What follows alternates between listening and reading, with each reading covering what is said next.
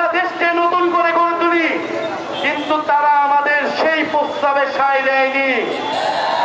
তারা বলেছিল 3 মাসের মধ্যে নির্বাচন দিতে হবে,